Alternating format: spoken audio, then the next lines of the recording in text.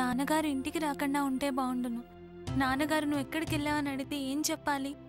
నిన్నైతే తప్పించుకున్నాను. నాన్నగారికి అబద్ధం చెప్పకూడదు. దేవుడా, నువ్వే కాపాడాలి.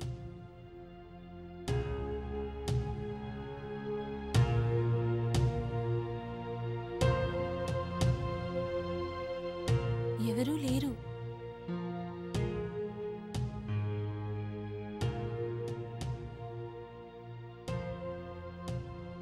శ్రావ్య,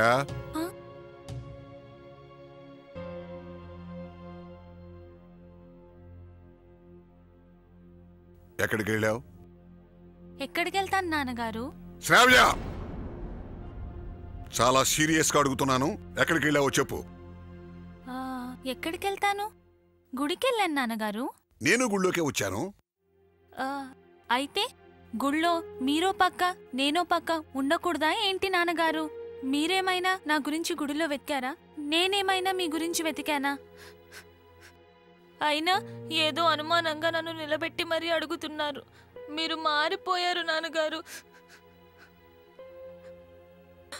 మారిపోయారు నాన్నగారు, ఇది అనుమానంతో కాదురా. ఈడొచ్చిన ఆడపిల్లని కంటికి రెప్పలా చూసుకోవడం తల్లిదండ్రులుగా అది మా బాధ్యత. అయినా నాన్నగారు ఎప్పుడు నన్ను ఇంత కోపంగా అడగలేదు. నువ్వు ఇంట్లో చెప్పకుంటే ఎప్పుడు ఎక్కడికి వెళ్ళలేదు కదా. రేయ్, నువ్వు ఉండు. ఓహో, నా చిట్టి తల్లి మీద నాకెందుకురా కోపం? నువ్వన్నది నిజమే. గుళ్ళో నువ్వో పక్క నేనో పక్క ఉంటామన్న ఆలోచన నా బుర్రకు రాలేదు, చూశావా? సరేనమ్మా, ఇక నుంచి ఎప్పుడూ నిన్ను గట్టిగా తిట్టాను, సరేనా? నువ్వేమిటి అలా చూస్తూ నిలబడతావు? లోపల తీసుకెళ్ళి అమ్మాయికి ఏమైనా తినడానికి పెట్టు. నాన్నగారు, ఈ రోజు కూడా నేను ఉపవాసం.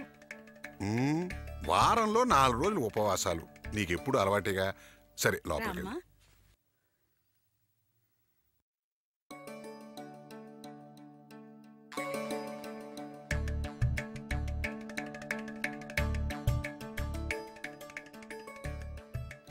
కృష్ణ, నన్ను ఇలా రోజు రోజుకి మార్చేస్తున్నావు.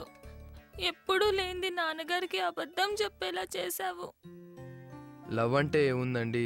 పేరెంట్స్కి అబద్ధాలు చెప్పడం, కాలేజ్ బంక్ కొట్టడం, సినిమాలకు వెళ్ళడం, షికార్లు చేయడం, పబ్బులకి వెళ్ళడం, పార్కులకి వెళ్ళడం, అంతేనండి. ఇది నిజమేనా? లవ్ అంటే ఇదేనా?